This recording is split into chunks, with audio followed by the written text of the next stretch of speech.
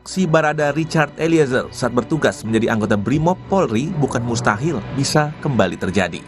Ya, pasca vonis 1 tahun 6 bulan penjara kepadanya di sidang kasus pembunuhan berencana Brigadir Yosua, memungkinkan hal itu terjadi. Melalui kuasa hukumnya, Eliezer berharap bisa kembali bertugas di Brimob. Iya, Richard kan sampaikan bahwa di dalam pledoi pribadinya Mbak, bahwa dia bangga menjadi anggota Brimob. Itu adalah kebanggaannya dia. Dan Richard ini adalah tulang punggung keluarga. Harapan keluarga, tulang punggung keluarga. Jadi kita harapkan adalah Richard kembali menjadi anggota Polri. Sementara itu, Kapolri Jenderal Listio Sigit Prabowo pun mengisyaratkan keputusan sidang etik untuk Eliezer nanti akan membuat Eliezer sang penguak fakta kasus pembunuhan yang diotaki mantan Kadif Propam Polri Verdi Sambo tersebut akan kembali berdinas di Polri usai menjalani pidana penjara. Nanti akan dijadikan pertimbangan bagi Komisi Kode Etik, bagi institusi untuk bisa memutuskan suatu keputusan yang adil bagi semua pihak. Ada kemungkinan untuk balik ke Brimob lagi ya Pak ya? Itu terbuka Pak ya? Ya, peluang itu ada. Namun demikian ada kekhawatiran akan keselamatan Eliezer pasca vonis dan tidak tertutup kemungkinan ancaman itu ada jika berdinas kembali di Polri. Lembaga Perlindungan Saksi dan Korban LPSK menilai ada potensi ancaman besar untuk Eliezer. Namanya potensi, kalau potensi kan belum terlihat. Ya toh, kalau sudah terlihat itu manifest. Potensi ya banyak karena memang ya pelaku yang lain ini kan kekuatannya luar biasa dibandingkan dengan Eliezer. Yang kita tidak tahu apakah jejaringnya juga masih ada dan sebagainya. Kalau nanti merasa memerlukan perlindungan, kita akan himbau untuk mengajukan permohonan. Satu orang tua Eliezer. Orang tua Eliezer. Tapi sampai sekarang rupanya belum. Apapun dan bagaimanapun potensi ancamannya, berbagai instansi dan juga elemen masyarakat rasanya siap mengawal pergerakan Richard Eliezer. Seperti saat Eliezer dengan keberanian dan kejujurannya dikawal untuk meruntuhkan rekayasa pembunuhan anggota Polri yang berujung vonis pidana mati untuk Jenderal Bintang 2. Selama 1 tahun dan 6 bulan. Tim Liputan, Kompas TV.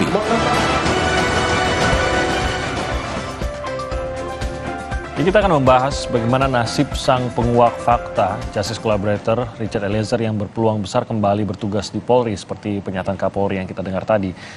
Sudah bersama kami secara daring ada Wakil Ketua LPSK, Pak Edwin Partogi, ada pengamat kepolisian yang merupakan peneliti dari Institute for Security and Strategic Studies atau ISES bidang kepolisian, Pak Bambang Rukminto, dan juga anggota Kompolnas, Pak Yusuf Warsim. Selamat pagi, Pak Yusuf, Pak Bambang, dan juga Pak Edwin. Salam sehat. Selamat pagi. Salam sehat juga, selamat pagi.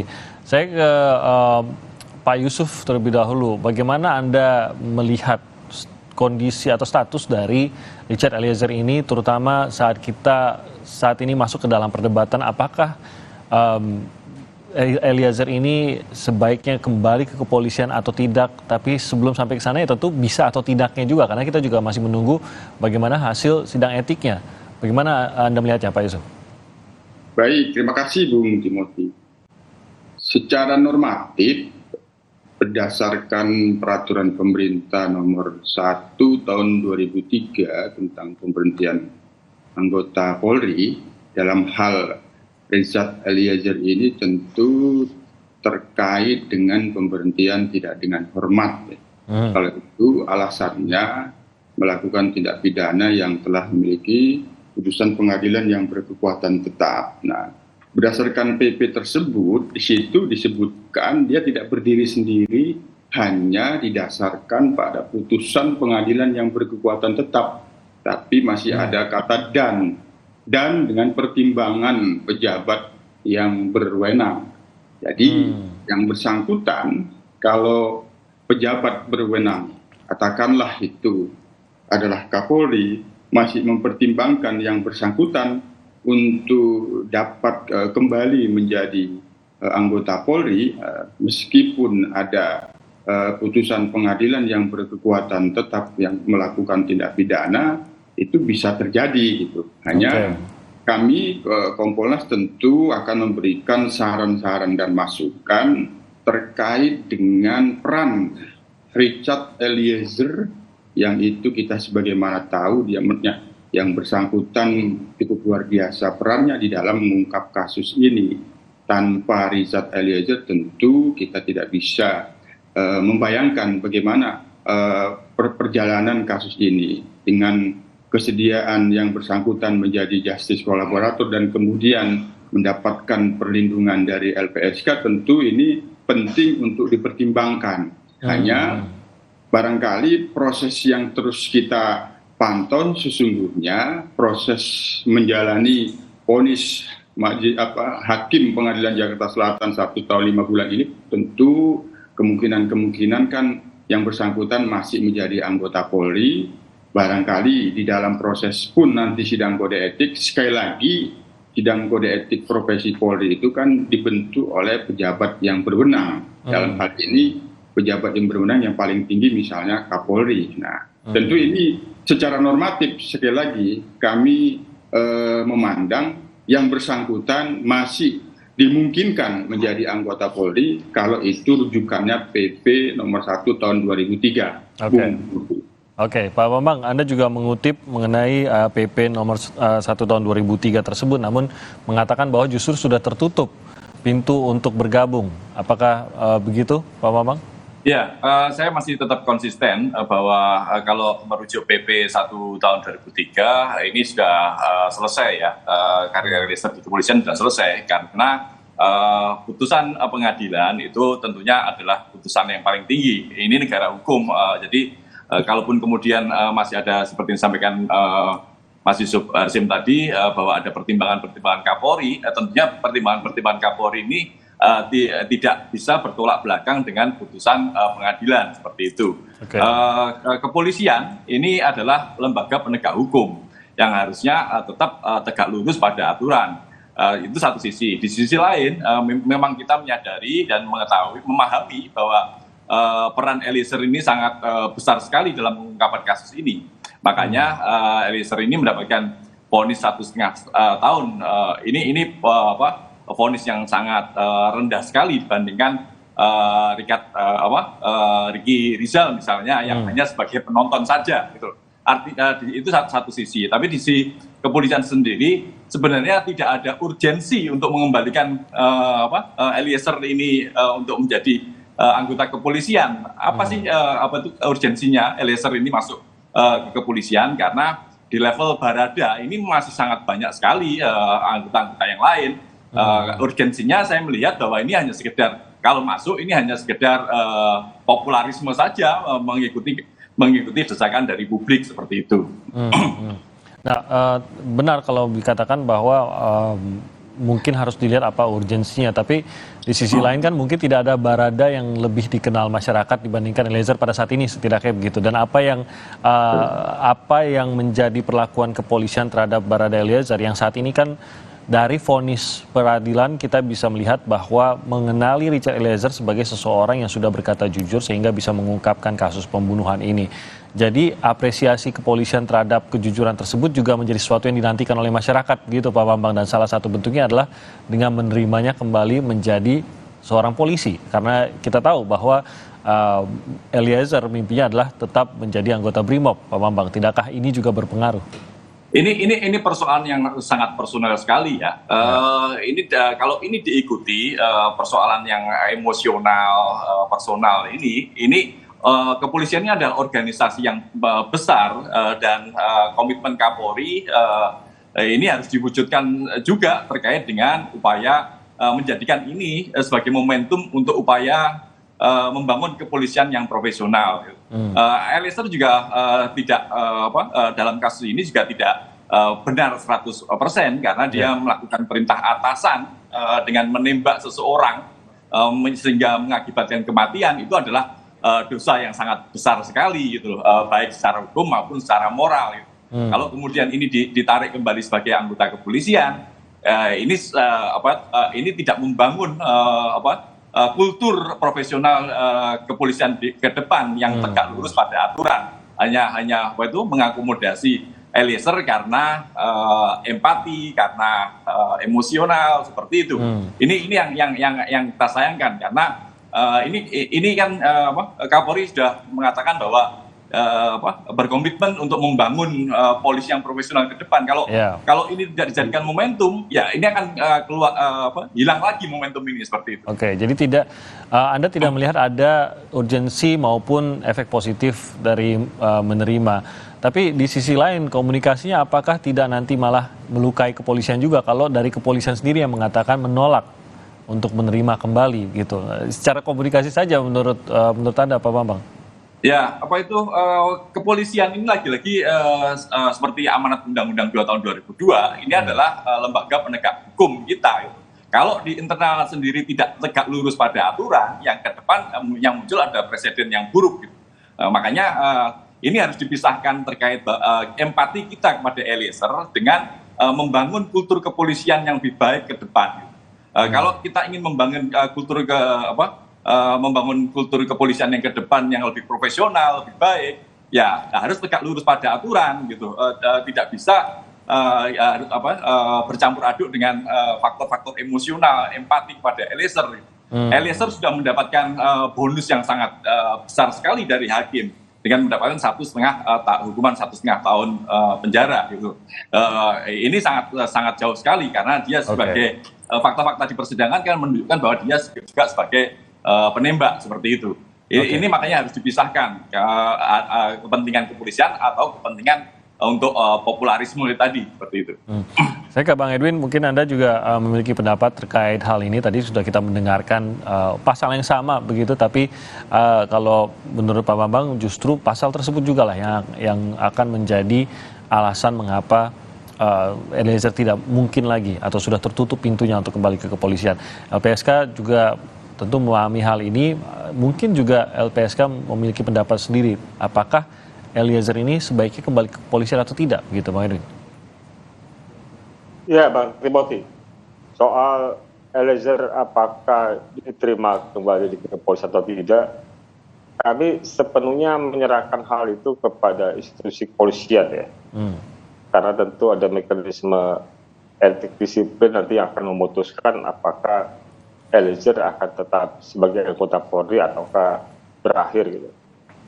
Tetapi memang di luar soal itu, Bang Timothy sebagai pendapat pribadi, patut mungkin dipertimbangkan ada situasi di mana Eliezer ini mendapatkan dukungan itu karena kejujurannya. Eliezer ini mendapatkan dukungan itu karena dia berpangkat rendah berhadapan dengan pelaku yang pangkatnya lebih tinggi banding dia. Maksud kami dalam institusi Polri yang kerap mendapatkan ujian dalam praktek-praktek di lapangan, berinteraksi dengan masyarakat, ya memang mungkin patut dipertimbangkan apakah ada ruang bagi seseorang yang mendapatkan apresiasi publik atas kejujurannya, atas keberaniannya, ya untuk mengungkap satu perkara, sekalipun memang tanpa kita pungkiri bahwa Eliezer juga bagian dari perkara itu ya, dengan segala situasi yang membuat dia terlibat dalam perkara tersebut, gitu loh. Ya, jadi kalau ada kata semacam ikon atau duta segala macam, mungkin ya artinya maksud kami patutlah hal-hal seperti itu yang menjadi apresiasi publik ya, terlepas tadi Pak Bambang bilang bahwa hal itu sudah diapresiasi lewat putusan sebagai justice operator, tapi sebagai bagian dari apresiasi publik mungkin patut dipertimbangkan memberi ruang bahwa memang orang yang berlaku jujur, yang berani untuk mengungkap kebenaran itu ada tempatnya gitu ya, terlepas bagaimana keputusan Kapolri atas PTDH atau atas sidang etik yang akan digelar dalam waktu dekat. Demikian Pak Timothy. Adakah mungkin dari kepolisian juga berinteraksi dengan LPSK sejauh ini, mungkin tidak langsung terkait dengan fakta-fakta persidangan, tapi mengenai Eliezer itu sendiri kah? Adakah komunikasi tersebut dengan LPSK? Ya sejauh ini belum ada Pak. Sejauh ini belum ada. kami masih menunggu saja bagaimana keputusan dari kepolisian terkait dengan sidang etik yang akan digelar. Demikian Pak Timothy. Oke, baik. Mungkin nanti kita akan lanjutkan lagi perbincangan ini. Nanti saya akan masuk masih ke dalam perbincangan terkait bagaimana nasib seorang Eliezer. Juga nanti saya ingin tahu dari LPSK, benarkah sebenarnya masih ada ancaman-ancaman terhadap Eliezer paling tidak sepanjang persidangan, dan apakah menurut LPSK ini akan berpengaruh pada Eliezer kalau melanjutkan karirnya sebagai seorang polisi. Nanti kita akan lanjutkan usai jeda berikut ini.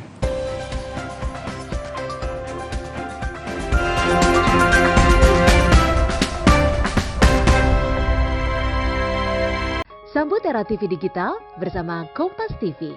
Jika pesawat TV kamu belum digital ready atau bukan smart TV, siapkan set-top box dan sambungkan ke antena. Kemudian pilih tombol setting pada remote TV, lalu tekan auto scan. Jika pesawat TV kamu sudah digital ready, cukup pilih tombol menu pada remote TV. Kemudian pilih setting, pilih saluran, lalu auto scan. Mudah bukan? Dengan menggunakan saluran digital, Anda bisa menyaksikan program-program terbaik Kompas TV dengan kualitas gambar serta suara yang lebih tajam serta jernih. Mau mengiklankan usaha kamu dengan harga terjangkau? Langsung aja ke pasangiklan.com. Pasang iklan segampang upload, bayar, tayang. Ada beragam paket yang bisa kamu pilih di pasangiklan.com. Mulai dari harga Rp50.000 sampai harga Rp1.000.000. Iklan kamu akan tayang di jaringan media milik Kompas Gramedia. Jadi, iklan kamu berpotensi dilihat oleh 270 juta pembaca. Di pasangiklan.com, kamu bisa memilih jenis iklan yang ingin ditayangkan. Kamu bisa memilih iklan untuk ditayangkan di website, Instagram, atau iklan baris di koran Kompas. Di pasangiklan.com, kamu nggak perlu khawatir, karena setelah iklan ditayangkan, kamu akan mendapatkan informasi mengenai perkembangan iklan berupa laporan performa untuk iklan digital dan Instagram, serta notifikasi penayangan untuk iklan baris di koran Kompas. Jadi, mau pasang iklan yang dilihat banyak orang dengan harga terjangkau? Segampang upload, bayar, lalu tayang? Tunggu apa lagi? Langsung aja ke pasangiklan.com. Kanker serviks atau kanker leher rahim di Indonesia menempati peringkat kedua setelah kanker payudara. Berkembang perlahan dan baru menunjukkan gejala ketika sudah memasuki stadium lanjut. Kemoterapi menjadi salah satu cara pengobatannya, walau memiliki efek samping yang tidak sedikit. Bagaimana cara menyembuhkan kanker serviks tanpa kemoterapi? Bincang kita bersama CMI, pengobatan kanker serviks tanpa kemoterapi. Senin, 20 Februari, pukul 9:30 pagi di Kompas TV. Dipersembahkan oleh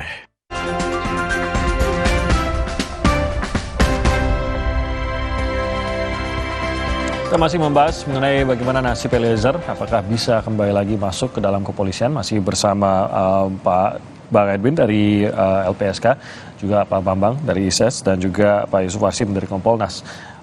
Saya ke Pak Yusuf. Tadi Anda sudah mendengar bagaimana pendapat Pak Bambang. Apakah Anda setuju bahwa sebenarnya tidak ada urgensinya untuk adanya kepolisian menerima kembali Eliezer?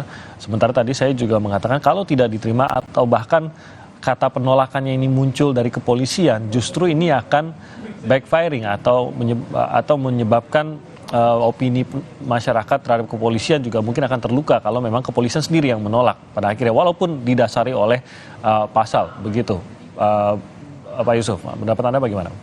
Baik, jadi apa yang saya sampaikan tadi kan kemungkinan, karena normanya rumusannya itu masih ada kata-kata dan dengan pertimbangan pejabat berwenang tidak dapat dipertahankan. Nah, kalau pejabat yang berwenang itu menyatakan dapat dipertahankan, artinya masih terbuka peluang yang bersangkutan. Hanya persoalan pemberhentian anggota Polri itu berdasarkan PP itu sendiri kan itu dilakukan melalui proses sidang kode etik profesi Polri. Tentu dari peristiwa 8 Juli ini persangkaan tuntutan pelanggaran kode etik untuk Richard Baradae ini terbuka, itu ada bukti-buktinya. Itu hanya bicaranya nanti kan ketika ingin memberikan sanksi. Nah, sanksi administratif pemberhentian tidak dengan hormat. Nah, apabila pasal 12 PP nomor 1 tahun 2003 itu digunakan, maka itu bisa dipahami secara kontrario. Pejabat yang berwenang menyatakan yang bersangkutan masih bisa dipertahankan. Artinya kemungkinan sanksi administrasi PTDH itu bisa tidak diberikan kepada yang bersangkutan, namun akan mendapatkan sanksi lain. Nah, seperti itu, Bung Timothy, kalau kita konstruksi di dalam proses sidang kode etik profesi Polri. Namun sekali lagi, pemahaman pejabat yang berwenang ini juga ada pada majelis hakim yang telah dibentuk dalam Komisi Kode Etik Profesi itu sendiri akan mempertimbangkan bagaimana pelanggaran yang dilakukan Richard Eliezer ini untuk menuju pemberian sanksi administratif rekomendasi pemberhentian tidak dengan hormat. Nah, pertimbangan barangkali sebagaimana yang saya kemukakan tadi, dan apa yang menjadi sorotan publik itu di dalamnya terkandung namanya social justice, tool of social justice. Jadi hukum itu kan juga merupakan alat daripada keadilan sosial. Kasus ini kan begitu besar disorot publik. Nah, sorotan publik itulah yang akan satu hal yang kaitannya dengan keadilan. Namun sekali lagi, apakah itu dipertimbangkan atau tidak, ini tentu ada proses sidang kode etik profesi pada saat ingin memutuskan Baradae layak diberikan sanksi pemberhentian tidak dengan hormat atau tidak. Nah, itu Bung Timothy.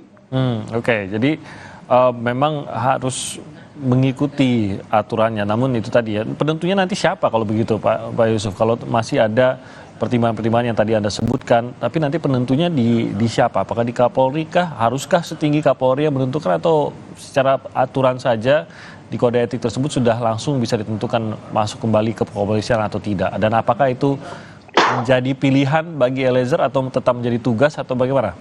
Ya, kan mekanisme itu adalah dibentuknya Komisi Kode Etik Profesi Polri. Ya, ketika itu sudah dibentuk, ada anggota komisi yang menjadi hakim. Ya. Di situ juga prosesnya kan ada penuntut dari Propam, ada didampingi juga dari pembelanya, dari pendamping hukumnya. Nah, itu kalau yang bersangkutan di Mabes Polri tentu nanti divisi hukum yang akan mendampingi. Nah, divisi hukum akan memberikan pertimbangan yang itu terkandung pembelaan terhadap yang dilakukan oleh Eliezer. Nah, pertimbangan untuk masih diberikan kesempatan menjadi anggota Polri itu nanti ada pada sanksi yang akan diberikan. Nah, dengan misalnya dengan mempertimbangkan kejujuran Richard Eliezer untuk memberikan keterangan yang sejujurnya atas peristiwa 8 Juli itu, sehingga yang bersangkutan masih dinyatakan, katakanlah, ini kan kita kan mengandai ya, dengan mempertimbangkan itu yang bersangkutan masih dikatakan layak menjadi anggota Polri, sehingga sanksi administrasi rekomendasi PTDH tidak diberikan, namun terbuka pada sanksi lain, seperti misalnya demosi. Tidak beri demosi itu bisa tidak memiliki jabatan apapun, ya berstatus dia sebagai anggota Polri di Brimob, atau dia dipindahkan daripada kesatuannya. Tentu ini sekali lagi ada pada kewenangan sidang Komisi Kode Etik, termasuk di dalamnya untuk memutuskan sanksi administrasi rekomendasi PTDH. PTDH itu adalah sanksi administratif rekomendasi. Dia akan ingkrah untuk Richard Baradae ini karena dia berpangkat Baradae, maka ingkrahnya itu ada pada Kapolri, pengesahan daripada pemberhentiannya, sehingga putusan PTDH itu sekali lagi sifatnya rekomendatif. Nah, kalau Kapolri tidak meresmikan dengan memandang bahwa itu yang bersangkutan masih layak, itu kemungkinan bisa terjadi juga. Seperti itu mekanismenya untuk Timothy untuk kasus Richard Baradae ini. Jadi setelah sidang tersebut pun tidak lantas langsung berkekuatan hukum tetap lah begitu ya, masih ada keputusan berikutnya dari yang tertinggi. Oke, saya ke Pak Bambang. Kalau kita mendengar dari apa yang Anda sebutkan tadi di segmen sebelumnya, tampaknya memang kepolisian sebagai penegak hukum harus benar-benar taatnya kepada hukum yang berlaku, kepada pasal-pasal yang menaungi tersebut. Nah, dalam kasus Richard Eliezer, kita melihat dari tahap peradilan saja selalu dikatakan harus melihat kontekstualnya, bukan hanya tekstualnya saja gitu. Apakah dalam hal ini kepolisian juga pada saat mempertimbangkan hal tersebut, Kapolri khususnya kalau kita lihat dari proses yang diceritakan Pak Yusuf tadi, memang tetap harus mempertimbangkan konteksnya, bukan pada saat mengizinkan, memberikan kesempatan pada Richard Eliezer untuk bergabung kembali, bukan melihat Eliezernya, tapi melihat gerakan yang berada di belakang Eliezer, melihat atau memberikan penghargaan pada kejujuran yang sulit kita dapatkan pada saat ini. Inilah sebenarnya kan yang mengangkat nama Eliezer, adanya kejujuran di tengah kesulitan yang harus ia hadapi, dan penghargaannya adalah hal tersebut, bahwa kejujuran tersebut pun dihargai oleh kepolisian. Perlukah tetap melihat kontekstualnya, bukan hanya tekstualnya dalam hal ini, Pak Bambang? Ya, terkait dengan konteks itu kan sudah selesai di pengadilan negeri kemarin kan. Social justice system itu sudah berjalan di situ, bahwa dia sebagai justice kolaborator sudah diapresiasi hakim dengan memberikan 1,5 tahun, hukuman 1,5 tahun itu. Tetapi ini berkaitan dengan upaya yang seringkali kita dengar adalah reformasi di kepolisian. Kalau kemudian desakan-desakan publik ini terus diakomodasi, artinya keluar dari peraturan, artinya ke depan kita sedang membangun kepolisian yang tidak konsisten dalam penegakan aturan, gitu. Makanya saya melihat kalau itu dilakukan, artinya kepolisian sangat permisif terhadap pelanggaran-pelanggaran dalam konteks pembunuhan Joshua, penembakan Joshua. Meskipun Eliezer ini mendapatkan perintah hanya sekedar menjalankan perintah atasan, tapi juga secara konteks tidak tepat karena dalam penembakan itu bukan dalam operasi perang atau operasi keamanan, tapi dalam kondisi normal. Artinya ini ada pelanggaran etik yang sangat besar sekali yang harus juga dilihat, bahwa dia jujur atau kemudian dia berani mengungkap kebenaran itu pasca setelah semuanya di pengadilan, setelah semuanya kasus ini dibuka dan kemudian mendapatkan desakan publik yang sangat ketat gitu. Tetapi kalau kita dalam rangka membangun kepolisian yang profesional dan yang lebih baik ke depan dengan kultur-kultur yang yang selalu taat pada aturan, bukan hanya sekedar menjalankan perintah atasan, ya dengan berat kita harus menerima bahwa Eliezer ini harus menjadi dalam tanda kutip tumbal reformasi kepolisian, reformasi kultural di kepolisian, seperti itu. Sebenarnya mungkin bukan melihatnya sebagai desakan masyarakatnya itu sih. Ini hubungannya antara kepolisian dengan Eliezer itu sendiri. Kepolisian tentu juga bisa menilai apa yang dilakukan oleh seorang Eliezer ini. Kepolisian juga bisa melihat apa yang berbeda dari apa yang dilakukan. Lagi-lagi apa yang dilakukan oleh Eliezer. Jadi bukan secara subjek Eliezer.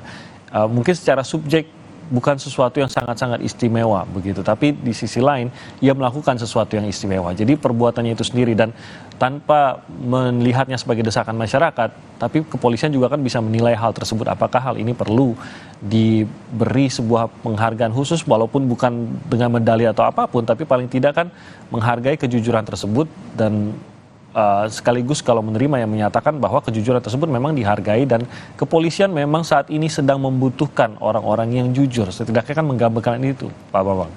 Satu sisi kita menghargai kejujuran Eliezer, tapi sisi lain kita juga melihat bahwa Eliezer ini adalah pelaku penembakan Joshua, rekannya sendiri gitu. Kalau kemudian ini dijadikan pertimbangan, ini sudah klop gitu, sudah selesai di sidang pengadilan negeri kemarin gitu. Makanya saya konsisten bahwa kepolisian ini harus tetap tegak lurus pada aturannya. Kita sedang membangun kepolisian yang seperti apa sih ke depan ini? Kalau kita kemudian ingin permisif pada hal-hal yang terjadi saat ini, ya resikonya ke depan hal-hal seperti ini akan terulang lagi dengan alasan menjalankan perintah atasan seseorang bisa lepas gitu. Memang sisi lain memang bisa ada juga sih poin positifnya, bisa saja akan muncul whistleblower terkait dengan pelanggaran-pelanggaran di internal ketika Eliezer ini dia mendapatkan apresiasi. Tetapi kan sekarang ini konteksnya adalah kita membangun kepolisian yang profesional yang tegak pada aturan seperti itu, Bung Timothy. Oke, sebelum saya ke Bang Edwin, saya ingin minta tanggapan dari Pak Yusuf terlebih dahulu. Apakah Anda memiliki pendapat yang sama atau bagaimana? Ya, tadi saya mengemukakan satu konsep hukum bahwa hukum itu bisa dipahami sebagai alat untuk social justice. Nah, ketika di Polri sendiri kan sudah memberikan satu ruang, ada pengawasan publik. Nah, kasus pembunuhan berencana Brigadir J ini berada dalam selain daripada pengawasan internal, pengawasan eksternal kelembagaan seperti Kompolnas, seperti kelembagaan yang lainnya, tapi yang luar biasa masif adalah pengawasan daripada publik. Nah, maka saya kemukakan tadi, secara normatif, kalau ingin kita tegakkan aturan yang berlaku di Polri, normanya sebagaimana yang saya kemukakan tadi. Nah, kalau ajasnya itu legalitas, maka tentu berdasarkan norma yang ada. Kapolri yang berwenang untuk anggota Polri berpangkat AKBP ke bawah, dapat tidak mempertahankan, juga dapat mempertahankan normanya. Diberikan norma ketika melakukan tindak pidana yang Kapolri dapat menyatakan dengan mempertimbangkan perbuatan-perbuatannya yang bersangkutan dinyatakan tidak lagi layak dipertahankan dalam dinas kepolisian. Itu juga sebaliknya dengan mempertimbangkan apa yang telah dilakukan ketika Richard Eliezer ini memerankan diri sebagai justice collaborator. Secara tidak langsung yang bersangkutan tidak sekedar mempertaruhkan nyawa dirinya semata, tapi juga mempertaruhkan orang-orang yang terdekat pada dirinya, yaitu kedua orang tuanya. Makanya kami sangat menyambut baik ketika misalnya LPSK berniat untuk memberikan perlindungan juga kepada orang tuanya. Jadi ini bukan perkara mudah. Yang kedua, Richard Eliezer adalah anggota Polri yang berpangkat paling rendah dalam kepolisian negara Republik Indonesia, yaitu berpangkat Baradae. Yang ketiga, keanggotaan Baradae sendiri adalah anggota Brimob, yang itu paramiliter. Konstruksinya, anggota Brimob itu sangat kuat dengan perintah dan melaksanakan perintah. Nah, kami sendiri dari sejak awal telah memberikan masukan pada saat ini diusut. Kami pada waktu itu memberikan saran kepada Bareskrim untuk melakukan psikologi forensik terhadap Richard. Karena kami melihat anggota Polri yang berpangkat Baradae di Brimob itu secara individual, secara personal, tidak memiliki kemampuan untuk bisa menafsirkan bahwa itu perintah yang sah atau tidak. Meskipun di dalam kode etik profesi itu, anggota itu diberikan norma larangan, dilarang melaksanakan perintah yang bertentangan. Pimpinan itu normanya wajib. Kalau anggota itu normanya wajib menolak perintah yang bertentangan. Kalau pimpinan itu normanya larangan. Pimpinan itu dilarang memerintahkan yang bertentangan dengan norma hukum. Tentunya. Kami melihat Richard ini dari sejak awal sesungguhnya dengan struktur hierarki keanggotaan yang paling rendah itu tidak memiliki kemampuan untuk mengarang-arang cerita dan menafsirkan bahwa itu bukan perintah. Nah, itu. Nah, dalam hal ini tentu dalam konstruksi hukum ini bisa dalam masuk pertimbangan sosiologis. Nah, sekali lagi di dalam memberikan pertimbangan putuskan itu kan sebagaimana kita tahu di dalam hukum itu ada pertimbangan filosofis, ada pertimbangan yuridis bahwa terbuka dikatakan tidak dapat dipertahankan atau dapat dipertahankan. Ada pertimbangan sosiologis begitu luar biasa masyarakat. Kalau kita lihat pada saat ini di media sosial itu luar biasa itu apresiasi terhadap majelis hakim yang memberikan vonis Richard 1 tahun 5 bulan. Begitu juga apresiasi dari media sosial itu juga apabila Kapolri masih memberikan kesempatan. Ini adalah social justice yang diharapkan oleh masyarakat. Itu Bung Timothy. Oke, Bang Edwin, LPSK lah yang paling memahami kejujuran yang disampaikan oleh Eliezer. Nah, tadi seperti disampaikan Pak Bambang, penghargaan terhadap kejujuran tersebut memang hanya sebatas di peradilan saja dan ini sudah ditunjukkan oleh hakim dengan vonis yang jauh lebih rendah daripada tuntutan. Cukupkah hal ini kalau menurut Anda, Bang Edwin?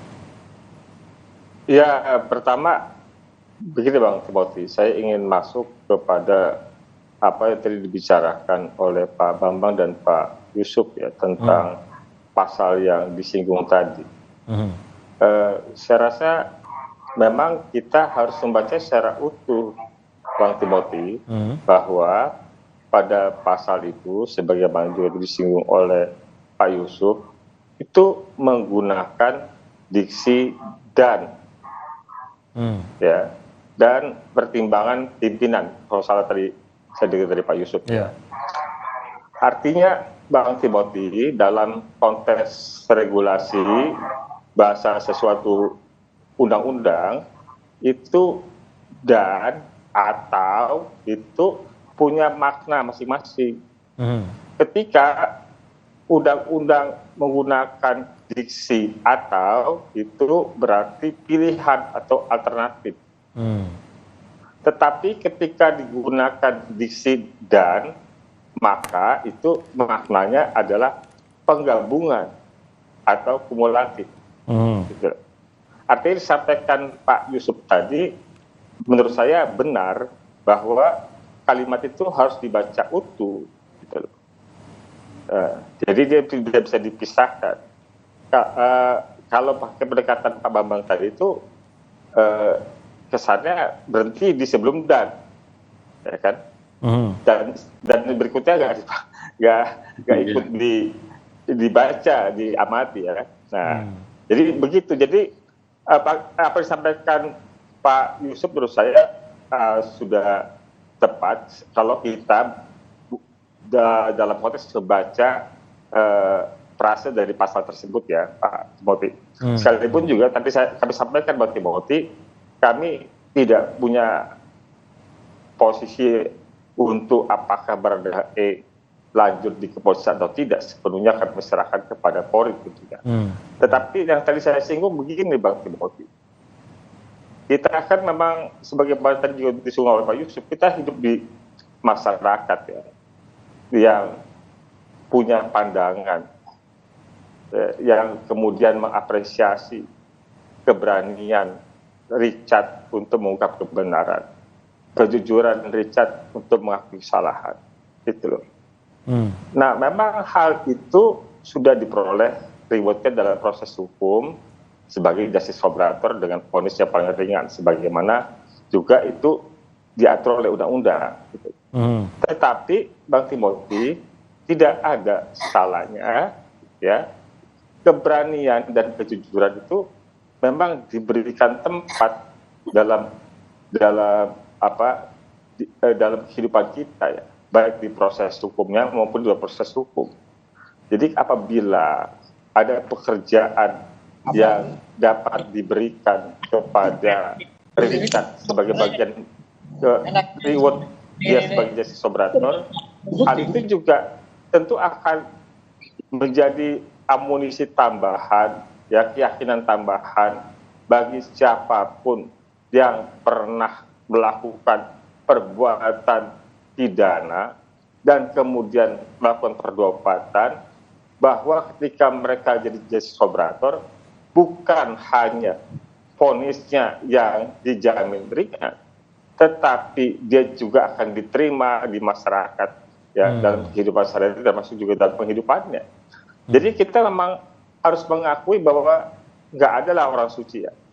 Dan juga, namun di sisi lain juga bahwa pertobatan itu mempunyai nilai, ada tempatnya, ada apresiasinya atas pertobatan.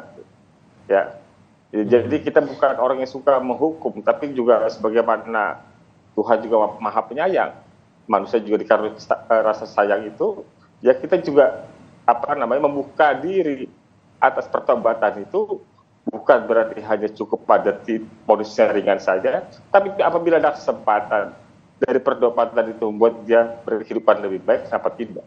Demikian motif-motif. Baik, terima kasih Pak Edwin. Memang ada beberapa pendapat yang berbeda, saya yakin. Tapi yang saya tangkap seluruh pendapat tersebut memang mencoba memberikan masukan kepada kepolisian untuk memperbaiki kepolisian itu sendiri. Mungkin langkah-langkah yang diambil bisa berbeda, tapi tujuannya tetap sama dan kita apresiasi hal tersebut. Terima kasih banyak Pak Yusuf, Pak Bambang, dan juga Bang Edwin sudah bergabung bersama kami. Kita akan lihat bagaimana nanti kelanjutan dari karir Baradae ini dalam kepolisian, apakah berlanjut atau tidak. Kita akan ngobrol-ngobrol lagi lain kali. Salam sehat untuk Anda semua, Pak Yusuf, Pak Bambang, dan juga Bang Edwin. Sampai bertemu lagi dalam kesempatan lain. Selamat pagi. Sehat semuanya. Saudara, kami akan kembali lagi dengan